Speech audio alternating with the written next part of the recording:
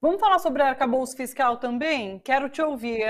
Foi aprovado, então, na terça-feira. Ontem teve a discussão sobre os destaques, eles não passaram e agora o texto segue para o Senado para que, enfim, passe ali também, seja aprovado também pelo Senado. Muita gente comemorando essa vitória do governo, muita gente criticando o teor desse texto, né, do arcabouço. A gente comentou ontem aqui, inclusive, deputados do PT que votaram a favor do arcabouço lançaram depois uma nota falando sobre o voto que foi feito crítico, né, apesar de a favor do arcabouço. Como que você está vendo esse novo regime fiscal? Eu assinaria a nota com a bancada do PT, né? Eu assinaria a nota, eu acho que tem toda a razão. Eu não tenho certeza, né? É uma coisa engraçada de dizer, mas eu não tenho certeza se a bancada votaria se o arcabouço fiscal fosse apresentado por um partido que não o PT, né? Agora, a gente tem que pensar pragmaticamente, né? E eu acho que não tem muito jeito. O governo está numa situação muito difícil em todos os aspectos, né? E ele precisava, né, o governo Lula, o próprio Haddad precisava de aprovar esse arcabouço fiscal, algum arcabouço fiscal, algum sistema, porque isso estava, de uma certa forma, atrapalhando ou criando um discurso, vamos dizer assim, de que o governo é gastador e vamos dizer assim, justificando a elevação da taxa de juros do Banco Central. Isso tinha que parar, vamos dizer assim, isso tinha que parar e o governo tinha que fazer uma política diferente. Então, o arcabouço fiscal ele foi aprovado neste sentido. Ele não é o melhor dos mundos, ele talvez seja um pouco melhor, é melhor do que a política de teto, vamos dizer assim, mas não é concretamente o que aconteceu na década no primeiro e segundo Lula, que pôs a economia para crescer. No primeiro o governo Lula e no segundo, principalmente no segundo, né, que é onde a economia cresceu muito mais a partir de 2005, mas 2005 ainda é o primeiro, né, mas a economia passou a crescer forte a partir de 2005 lá atrás. A receita e a despesa cresceram paralelamente. Então, não houve um desconto como está sendo proposto agora. Né? A despesa não pode crescer na mesma proporção que a receita. Isso significa que a gente não conseguiria fazer o crescimento ou ter o crescimento, ter uma política fiscal tão ativa como a gente teve lá principalmente no final do primeiro mandato do Lula lá e durante o segundo mandato do Lula. Então isso, para quem acompanha a necessidade do investimento público, a necessidade da política fiscal, de fato deixa a gente apreensivo, né? Ou seja, a gente tem uma política de um novo teto mais flexível, ou seja, existe um teto para as despesas agora relacionado ao crescimento das receitas. É muito melhor do que o teto draconiano que destruía o Estado completamente. Ou seja, o Estado não será destruído, muito pelo contrário. O Estado poderá investir, o governo poderá fazer uma política fiscal expansionista mais limitada.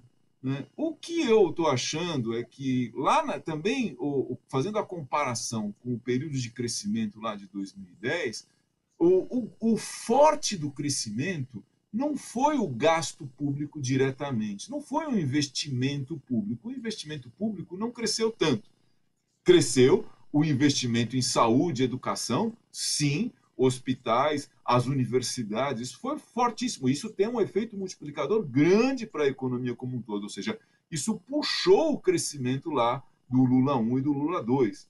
Mas o que puxou mesmo o crescimento foi o investimento promovido pela Petrobras, pela Eletrobras, ligado à cadeia que o BNDES construiu, aos pacotes que o BNDES construiu, que foram, vamos dizer assim, materializados no PAC em 2007.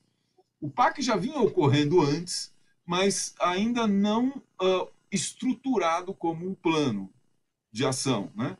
Em 2007, o PAC foi estruturado como um plano de ação, mas a Petrobras já tinha descoberto o petróleo, os investimentos que vinham envoltos na Petrobras em parceria com empresas privadas e as próprias empresas privadas investindo em portos, investindo em navios, investindo, puxou a cadeia de investimento fortemente, certo? Não é só a Petrobras, puxou a toda a cadeia, empresas privadas entraram no investimento, assim como a Eletrobras. Né?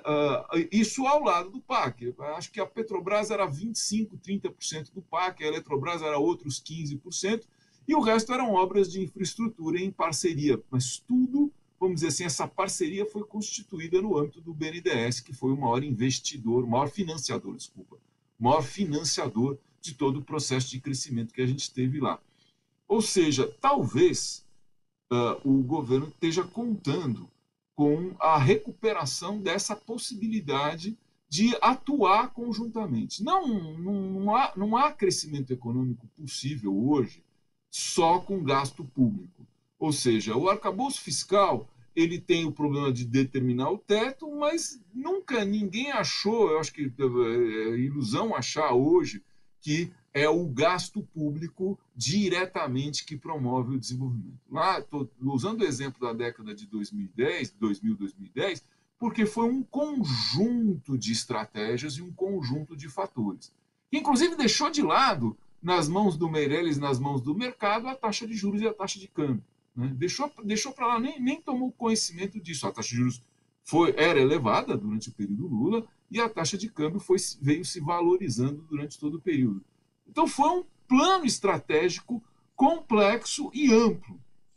A minha pergunta agora tem sido o seguinte: será que a gente consegue reconstituir, ou com que bases? Né? A gente tinha lá na década a gente tinha a Petrobras, a Eletrobras e as grandes construtoras que eram obras de engenharia, que fizeram toda a infraestrutura. As grandes construtoras foram destruídas pela Lava Jato. A Petrobras foi praticamente privatizada, a gente conseguiu recuperar pelo menos o preço e talvez o investimento. Agora acho que consegue. A Petrobras talvez ser o maior ganho do governo é recuperar a Petrobras para as mãos do planejamento e do Estado. Né? A Eletrobras está essa briga, precisa recuperar a Eletrobras. São as duas maiores e mais importantes empresas que criam infraestrutura e efeito multiplicador no país. A Petrobras tinha 6%, o faturamento da Petrobras era 6% do PIB. Não era pouca coisa, era a maior empresa nacional. Seguida das construtoras. Se eu juntasse a Odebrecht, a Camargo, a OAS, juntasse as construtoras, as grandes construtoras, as grandes empresas de engenharia, a gente tinha ali mais 3% do PIB na mão das construtoras. Então, a gente tinha um potencial de aceleração do crescimento muito grande. Agora, o governo não está com esse potencial e tem que brigar com o Congresso para conseguir essas coisas. Então, preocupa um pouco, né? Preocupa. Eu estou preocupado, estou achando muito difícil, de qualquer forma, mas não é impossível. Né? A estratégia não é impossível, é uma estratégia possível. Tá? Então, o arcabouço fiscal em si, de fato, ele põe amarras, ele contentou o mercado. Era importante nesse momento? Talvez, porque pelo menos para deixar o mercado sem argumento para manter a taxa de juros no nível que está, ou para manter a economia sem crescimento. Né? Então, talvez tenha sido importante. Espero que o governo consiga se livrar dessas outras amarras para, de fato, entregar o que todo mundo espera, inclusive a população, que é o crescimento econômico, o crescimento do emprego, melhoria do padrão de vida e etc.